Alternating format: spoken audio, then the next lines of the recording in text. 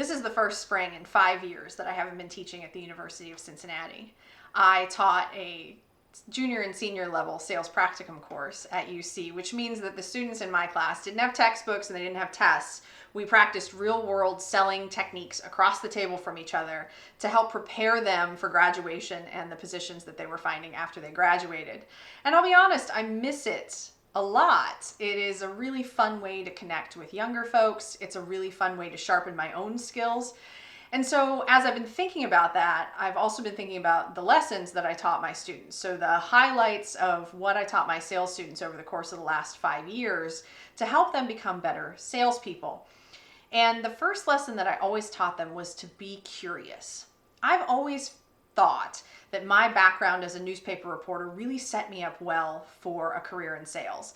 And not because the two are particularly related, but because being a newspaper reporter taught me to be curious, or at least encouraged my natural curiosity. I've always been curious about people. I've always liked to ask questions, but being a newspaper reporter taught me techniques for how to ask questions properly, how to give people space to talk. It taught me to be quiet more than I spoke, because if you're speaking more than you're listening in a reporting situation, you're not doing your job right. You should be just there as a mostly silent observer, recording what's happening.